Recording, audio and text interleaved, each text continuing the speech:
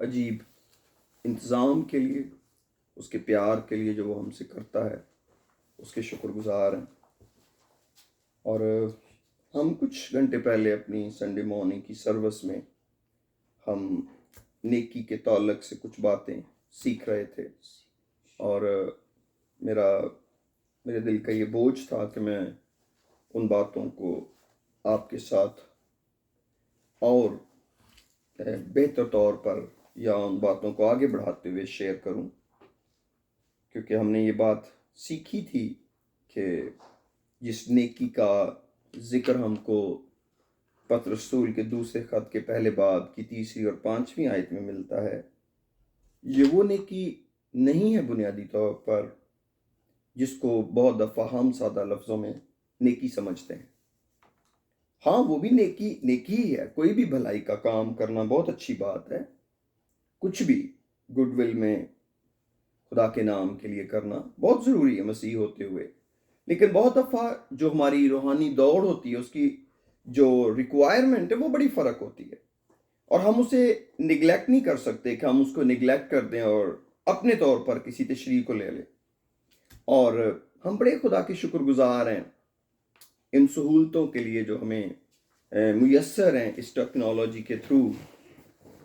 حالانکہ میں تو کوئی گریک اسکالر نہیں ہوں، نہ میں ہبرو جانتا ہوں، لیکن ایسی ایپس آپ کے اسمارٹ فون کے اندر سمپلی موجود ہیں کہ کوئی بھی شخص آسانی سے ان کو خود اسٹرانگس کے اندر، گریک کے اندر دیکھ سکتا ہے، اور یہ کوئی بہت ڈکی چھپی بات نہیں ہے، اس کو چھپانے کی کوئی ضرورت نہیں ہے، بلکہ میں سمجھتا ہوں ہمیں ان ساری چیزوں تک خود ایکسس ہونی چاہیے۔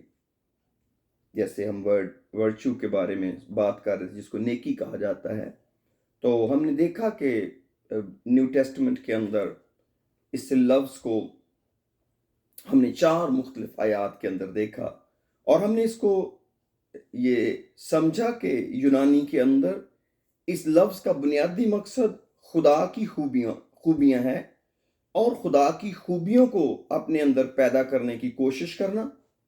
یہ ہمارے ایمان کی بنیاد ہے کہ ہم نے اپنے جو ایمان ہے اس کو، جب ہم خدا یسوع مسیح پر ایمان لائے ہیں تو ہم نے یہ بات سیکھی کہ کس طرح ہمیں اس کے مزاج میں، اس کی پاکیزگی میں، اس کی کاملیت میں ڈھلنے کی ضرورت ہے، اور اگر یہ ہماری کوشش ہے تو پھر ہم آگے سے آگے خداوند میں ترقی کر سکتے ہیں، اور یہ بڑا ضروری ہے کہ ہم خداوند میں اور آگے بڑھیں۔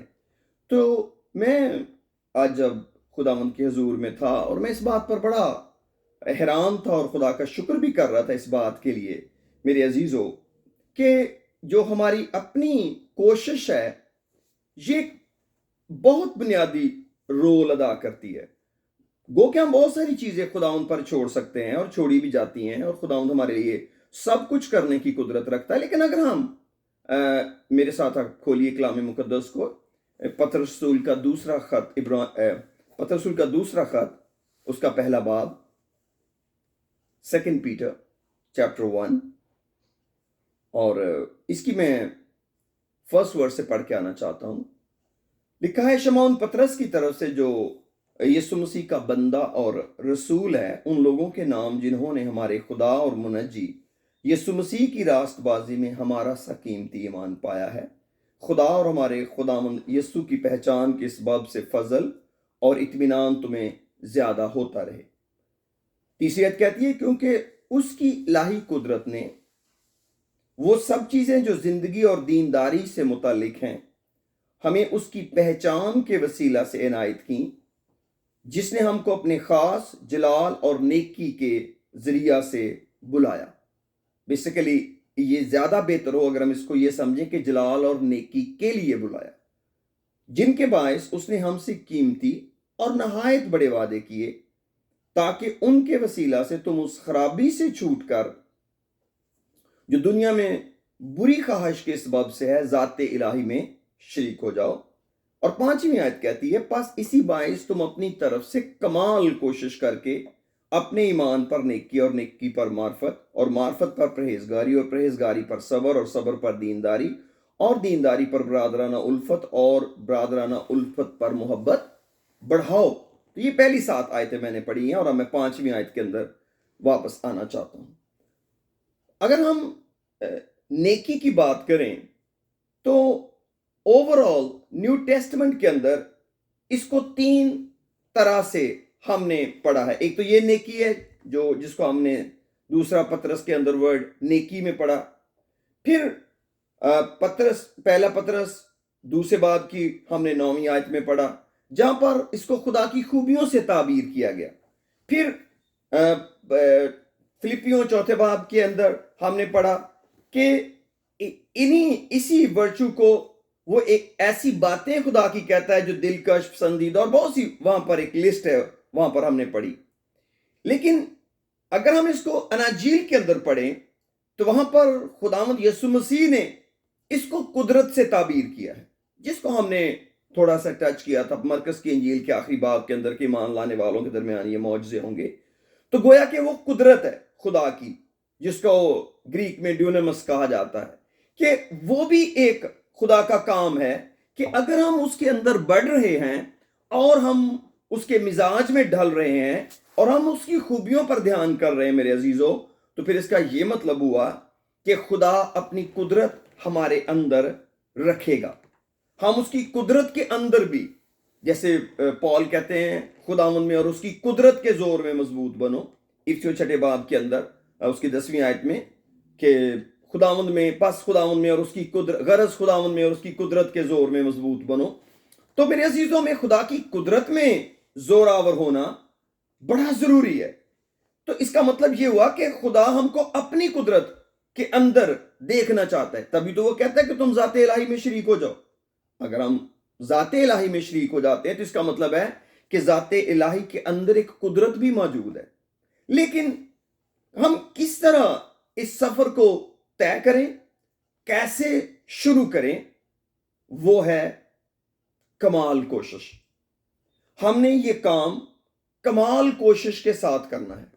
अगर हमारी कोशिश इसमें शामिल नहीं है, जिसको हम डिलिजेंस कहते हैं, और हिब्रू के अंदर इसका मतलब किसी पर नजर रखना, किसी पर को एहतियात से संभालना, किसी को कैद में रखना, इसके ये मतलब है। तो इन सारी बातों का ये मतलब हुआ कि हमें सिंगल फोकस बनाना है, हमें एक मकसद के लिए आगे बढ़ना है। इसका मतलब है डिलिजेंस, यानी कि कमाल कोशिश। हमने कमाल कोशिश के साथ खुदावंद में आगे बढ़ना है। बहुत सारी बातों के अंदर हमें कमाल कोशिश करनी पड़ती है, या हमें कमाल कोशिश करनी चाहिए। अगर हम कमाल कोशिश नहीं करते तो हम उसमें नाकाम हो जाएंगे, हम उस मकसद को हासिल नहीं कर पाएंगे जो खुदा हमारी जिंदगी में चाहता है। और बहुत दफा हम सोचते हैं कि जो रिजल्ट मुझे मिलना चाहिए वो क्यों नहीं मिला। लेकिन मैं एक हवाला आपके साथ शेयर करना चाहता हूं, इब्रानियों के 6 बाब में आइए, हिब्रूज चैप्टर 6 में। Praise the Lord.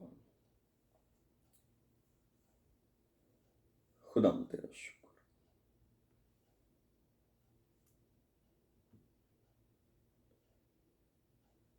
नौवीं आयत पढ़ लेता हूं ये, लेकिन ये ऑल जो वर्सेस हैं चैप्टर 6 की वर्स 1 से, ये सारी रिलेटेड वर्सेस हैं। लेकिन आए अजीजों, अगरचे हम ये बातें कहते हैं, मसलन कौन सी बातें कहते हैं जो ऊपर लिखी गई हैं 7वीं और 8वीं आयत के अंदर, कि जब जमीन में काश्त होती है और जो काश्त होती है वो सब्जियां उगाती है तो वो बरकत पाती है, और अगर वो झाड़ियां और ऊंट कटारे उगाती है तो लानती है और उसका अंजाम जलाया जाना है। इसका मतलब है कि ये ईमानदारों की बात हो रही है कि किस तरह वो बारिश का पानी पीते हैं, फिर जो सफर होती है, फिर बीज बोया जाता है, और बीज बोए जाने के बाद अब उन्होंने सब्जियां और कारआमद फल पैदा करने हैं, और अगर ऐसा नहीं होता तो उसका अंजाम जलाया जाना है। लेकिन 9वीं आयत में रसूल कहते हैं, लेकिन आए अजीजों, अगरचे हम ये बातें कहते हैं तो भी तुम्हारी निस्बत इनसे बेहतर और निजात वाली बातों का यकीन करते हैं। कहते हैं गो कि मैं आपको बता रहा हूं कि कुछ ऐसी भी जमीन है जिसका अंजाम जलाया जाना होगा, लेकिन तुम्हारे बारे में मैं ये नहीं कहता हूं कि जलाया जाना है, बल्कि मैं तुम्हारी निस्बत बेहतर और निजात वाली बातों का यकीन करता हूं। اور 10ویں آیت کہتی اس لیے خدا بے انصاف نہیں جو تمہارے کام اور اس محبت کو بھول جائے جو تم نے اس کے نام کے واسطے اس طرح ظاہر کی کہ مقدسوں کی خدمت کی اور کر رہے ہو۔ اور 11ویں آیت کہتی ہے اور ہم اس بات کے آرزو مند ہیں کہ تم میں سے ہر شخص پوری امید کے واسطے آخر تک اسی طرح کوشش ظاہر کرتا رہے۔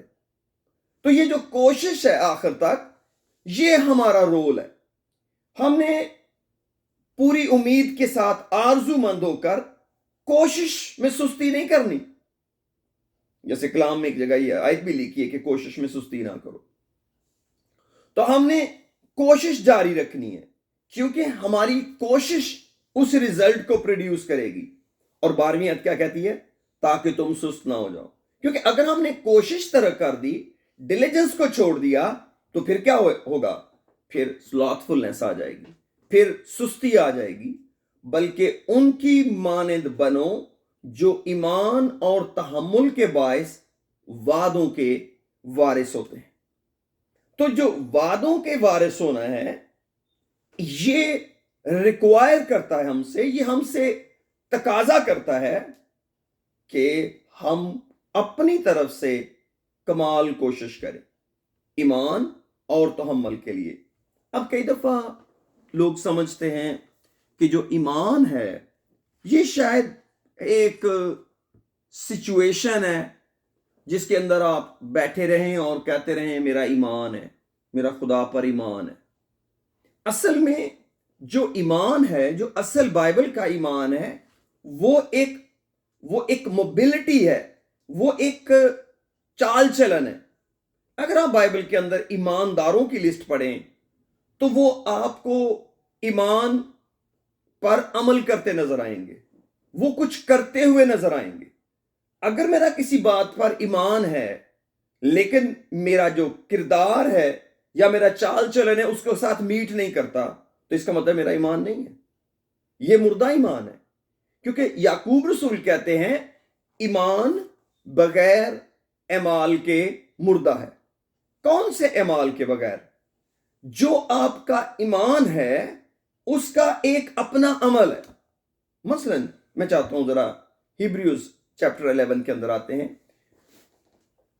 پریز دی لارڈ، ہاللویا۔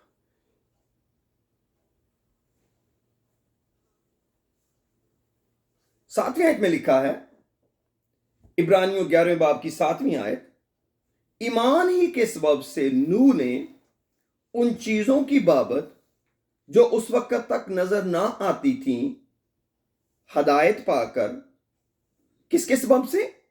ایمان کے سبب سے نوح نے ان چیزوں کی بابت جو اس وقت تک نظر نہ آتی تھیں ہدایت پا کر خدا کے خوف سے اپنے گھرانے کے بچاؤ کے لیے کشتی بنائی۔ اب خدا نے اس کو کہا کہ میں دنیا کو ہلاک کرنے والا ہوں۔ پیدائش کی کتاب میں یہ سٹوری موجود ہے۔ خدا نے کہا اپنے اور اپنے گھرانے کے بچاؤ کے لیے کشتی بنا۔ نوح ایمان لے آیا، اور اس ایمان کے سبب سے وہ لوگوں کو نہیں بتا رہا کہ میں نے خدا کی بات کا یقین کر لیا ہے۔ یس آف کورس، کیونکہ وہ منادی کر رہا تھا، بتایا ہوگا، لیکن اس کا ایمان اس کوشش میں نظر آ رہا ہے۔ کون سی کوشش؟ کہ ایک ذمہ دار آدمی اپنے بیٹوں، اپنی بیوی، اپنی بہوؤں کے ساتھ مل کر 8 لوگ ایک کشتی بنانے میں لگے ہوئے۔ اب سوچیں کہ اگر نوح ایمان تو رکھتا لیکن کوشش نہ کرتا، یعنی کہ اس کشتی کی تعمیر شروع نہ کرتا، تو یہ کون سا ایمان ہوتا؟ بہت سے لوگ ایمان کا دعویٰ کرنے کی کوشش میں رہتے ہیں اور بعض دفعہ وہ نقصان اٹھا جاتے ہیں۔ اس کی وجہ کیا ہے؟ کہ اس ایمان کے مطابق جو ان پٹ ہے، جو ان کا حصہ ہے، وہ نہیں ڈالتے، اس حصے کی طرف وہ نہیں آتے۔ وہ یہ سوچتے ہیں کہ خدا کام کرے گا، یہ ایمان ہے، خدا کام کرے گا۔ یس آف کورس خدا کام کرے گا، لیکن کس کے ذریعہ سے؟ خدا کو انسانی وجود چاہیے، کوئی شخص چاہیے جس کو خدا استعمال کرے اس ایمان کے مطابق. اور یہ ہے وہ عمل جو ایمان کے ذریعے پیدا ہوتا ہے. آپ روحانی زندگی میں سے جب بھی اپنے ایمان کے ساتھ کمال کوشش نکال دیں، ریزلٹ ڈیلے ہوگا، ریزلٹ وہ نہیں آئے گا. کیونکہ اس کا مطلب ہے ہم بٹے ہوئے ہیں ذہنی طور پر، ہم اپنی دوڑ کے اندر ڈیوائیڈڈ ہیں. میں حیران ہو رہا تھا کہ خدا کے اتنی اسٹرانگ انٹرفیرنس کے باوجود، خدا کی اتنی اسٹرانگ موجودگی کے باوجود، اگر آپ دوسرا پطرس اس کے پہلے باب کی 3 آیت پڑھیں اور وہاں پر آپ کو نظر آئے گا کہ خدا اتنا اسٹرانگلی انوالو ہے ایماندار کی زندگی میں، اور اس کو ایمان سے نیکی اور نیکی پر معرفت اور معرفت پر پرہیزگاری پر صبر اور دینداری پر برادران الفت اور برادران الفت پر محبت کی تعلیم دے رہا ہے. خدا خود انوالو ہے ڈائریکٹلی ذات الہی کے اندر، کہ ذات الہی کے اندر ہم شریک ہو جائیں. لیکن میرے عزیزو، تو بھی رسول کہتا ہے پاس تم اپنی طرف سے کمال کوشش کر کے، سٹل ہمارا ایگری ہونا اور ہماری انوالومنٹ مین کرتی ہے. اگر میرا ایمان میری ڈائریکشن کو سیٹ نہیں کر رہا تو اس کا مطلب ہے وہ نیکی جو خدا کی خوبیاں ہیں وہ ہمارے اندر پیدا نہیں ہوں گی، اور اگر وہ پیدا نہیں ہوں گی ہمیں وہ ریزلٹ بھی نہیں ملے گا جو ریزلٹ خدا ہمیں دینا چاہتا ہے. وہ چیزیں جو ایمانداروں کی زندگی میں نظر آنی چاہیے وہ نظر نہیں آئیں گی. تو کیا نظر آئے گا؟ وہ عام لوگوں جیسے نظر آئیں گے، اور جب وہ عام لوگوں جیسے نظر آئیں گے تو اس کا مطلب ہے وہ اپنے آپ کو الگ نہیں کر سکے.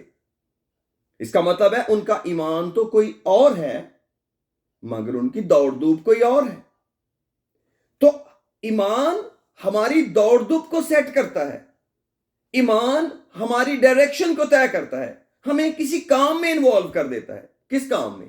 چاہے وہ کشتی بنانا ہی کیوں نہ ہو، چاہے وہ جاسوسوں کو چھپانا ہی کیوں نہ ہو، چاہے ابراہیم کی طرح اپنے باپ کا گھر چھوڑنا ہی کیوں نہ ہو، کچھ بھی، چاہے ماں بننے کی خبر کو بالکل بے وقت سارا کی طرح سمجھ کر، کیونکہ اس نے سنیاس کے بعد ایک ماں بننے کی طاقت پائی کہ وہ اس کی جو عمر تھی وہ ایک ماں بننے کی نہیں رہی تھی، تو بھی اس نے خدا کے کلام کا یقین کیا اور خدا نے اس کو اولاد دی. اور آگے یہ پوری لسٹ اگر آپ 7ویں آیت سے آگے پڑھتے جائیں گے تو آپ کو ملے گی. اور لیکن آپ کہیں پر بھی یہ نہیں محسوس کریں گے کہ ایمان لانے والے شخص نے اپنا طور طریقہ نہیں چینج کیا، اپنی لوکیشن کا خیال نہیں کیا، اپنی دعا کا خیال نہیں کیا. انہوں نے کچھ نہ کچھ کیا، چاہے وہ شیروں کی ماند میں کیوں نہیں چلے گئے، چاہے وہ آگ کی بھٹی میں کیوں نہیں چلے گئے، انہوں نے اس ایمان کے بعد قدم اٹھایا کمال کوشش سے، گھبرائے نہیں. اس کا مطلب ہے، میرے کہنے کا مقصد یہ ہے کہ میرے عزیزو، ہمارا جو ایمان لانا ہے وہ ہمیں کچھ کام کرنے پر تیار کرتا ہے، اور وہ جو کام ہم نے کرنا ہے وہ کام پارٹ ٹائم کام نہیں ہے. وہ کام یہ نہیں کبھی کر لیں کبھی نہ کریں، کیونکہ جو کام آپ کمال کوشش سے کرتے ہیں یا ڈیلیجنس سے کرتے ہیں اس کام کے اندر ڈیلے نہیں ہوتا، وہ کام امیجیٹلی ہوتا ہے اسی وقت. اس کا مطلب ہے آپ نے اسی وقت اس نئے کام میں لگ جانا ہے. اگر آپ اس میں ڈیلے کریں گے تو اس کا مطلب ہے دشمن کو موقع مل سکتا ہے اور دشمن ہمارا نقصان کر سکتا ہے. اور اگر ہم واقعی نقصان سے بچنا چاہتے ہیں تو پھر میرے عزیزو ہمیں اس ایمان کو کی طاقت کو اپنے اندر رکھتے ہوئے اس نئے سفر کو شروع کرنا ہے جو ذات الہی کا ہے، جو نیکی اور جلال کا ہے. اور یہ سفر بڑا مبارک ہے اور اس کے علاوہ کوئی چارہ نہیں ہے. مثلا اگر ہم 2 پیٹر کے، میں چاہتا ہوں کہ اس طرح میرے ساتھ واپس آئیے اسی چیپٹر کے اندر، چیپٹر 1 کے اندر، اور میں چند ایک آیتیں آپ کے ساتھ شیئر کرنا چاہتا ہوں. پریز دی لارڈ. خدا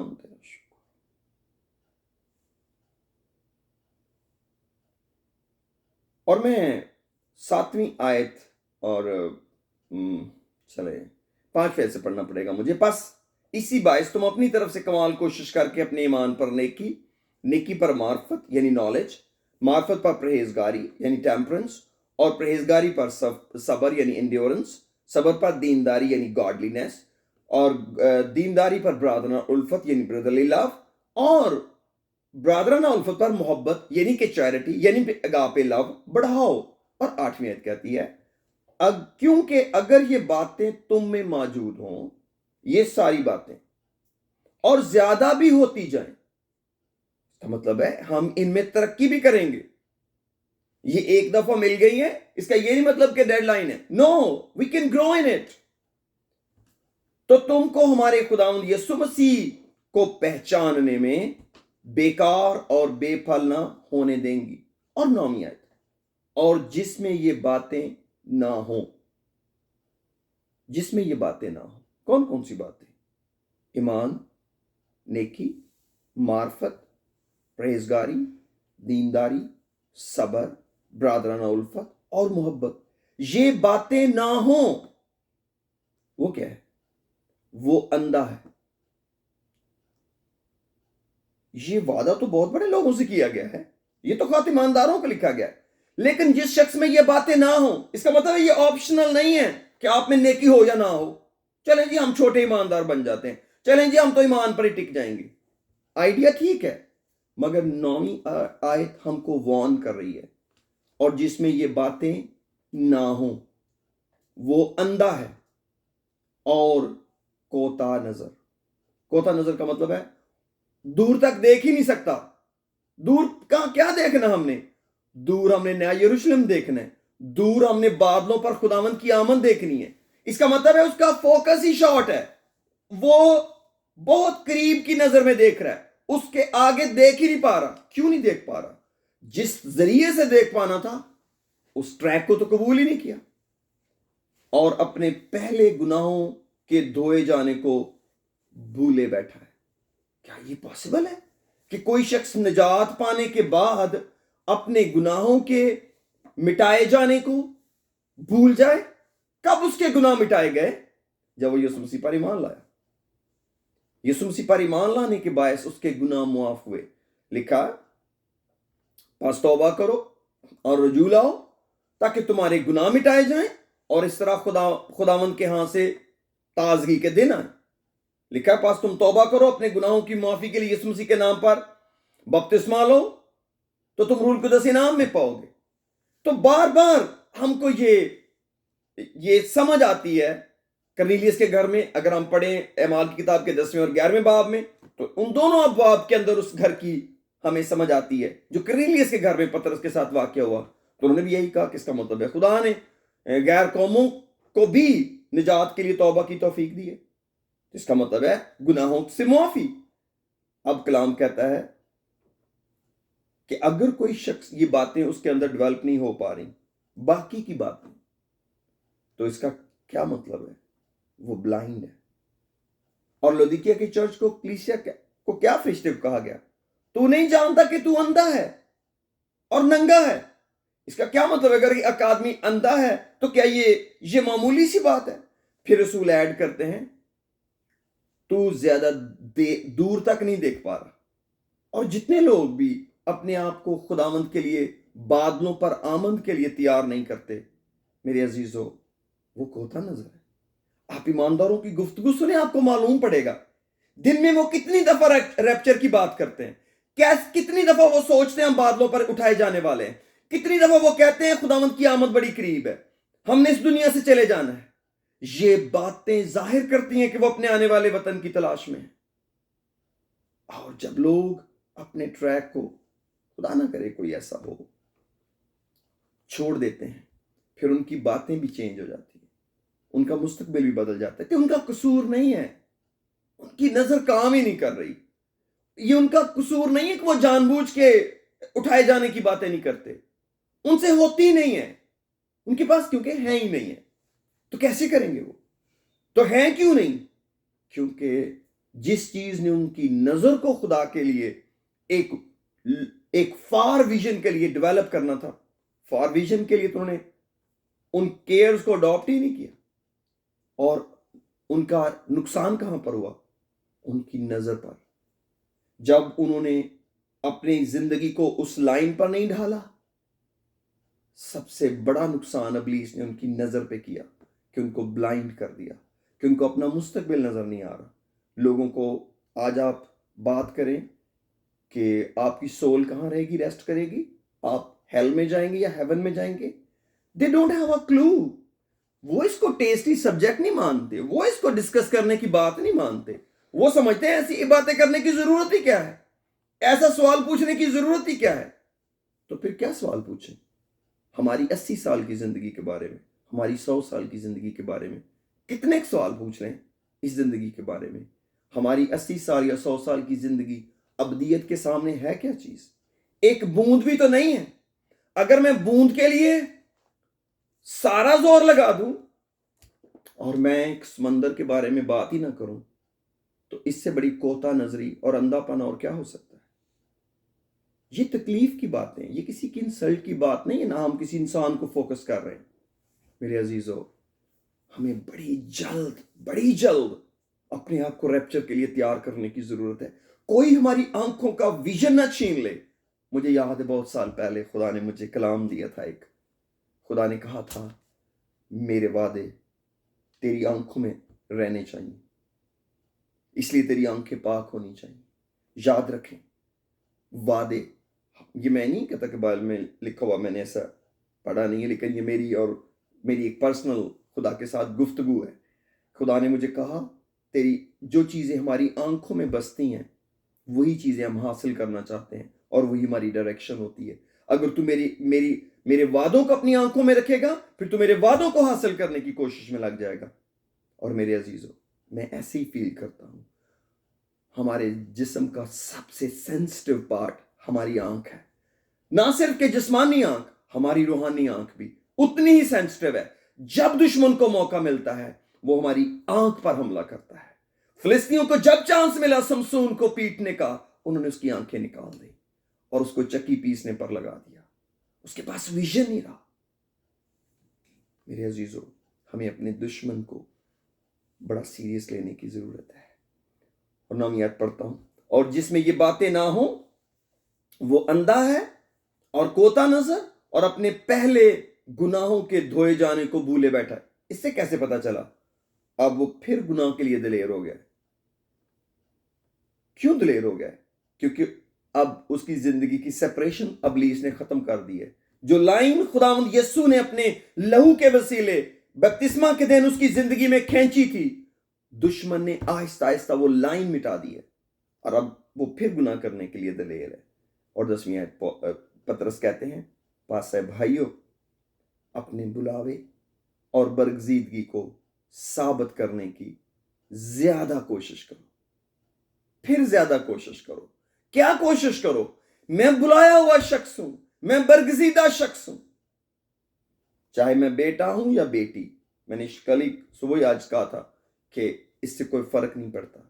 बहुत सारे लफ्ज जो है, इवन के वर्चू भी जो है वो खुदा की खूबियों को जाहिर करता है, और जब हम उसकी शबीह पर डलते हैं तो हमारा इमेज खुदा खुद है यीशु मसीह के जरिए। जैसे पौल कहते हैं, मसीह की मानद मेरी मानद बनो जैसे मैं मसीह की मानद बनता हूं। फिर वो कहता है, अजीज फर्जंदों की तरह खुदा की मानद बनो। तो इसका ये नहीं मतलब कि खुदा की तरह हमने लहदा बनना है और मसीह की मानद हमने लहदा बनना है और पौल की मानद हमने लहदा बनना है।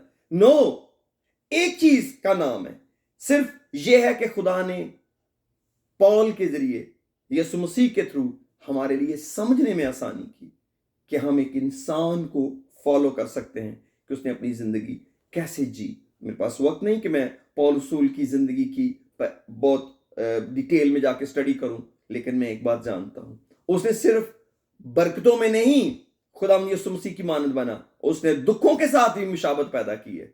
उसने कहा, मैं उसकी मौत से मुशाबत पैदा करता हूं ताकि किसी तरह जी उठने के दर्जा तक पहुंचूं। सिर्फ ताकत और कुदरत के वसीले से नहीं कि खुदा ने उसके जरिए मौजज़े किए, उसने दुख भी बहुत उठाए हैं यीशु मसीह के नाम के लिए। इसलिए हमें बोथ वेज सोचने की जरूरत है। और लिखा है 10वीं आयत में, पासे भाइयों, अपने बुलावे और बरगजीदगी को साबित करने की ज्यादा कोशिश करो, क्योंकि ऐसे करोगे या ऐसा करोगे तो कभी ठोकर ना खाओगे, कभी नहीं गिर सकते। अगर कोई शख्स अपने बुलावे और बरगजीदगी को साबित करने की कोशिश में लगा हुआ है, कलाम कहता वो गिर नहीं सकता। गिरता कब है कोई इंसान? जब वो अपने बुलावे और बरगजीदगी को छोड़ देता है कि मैं क्या हूं और मैं क्या बनने के लिए जा रहा हूं। और लिखा है 11वीं आयत में, बल्कि इससे तुम हमारे खुदावंद और मुनजी यीशु मसीह की अबदी बादशाही में, प्रेज द लॉर्ड, बड़ी इज्जत के साथ दाखिल किए जाओगे।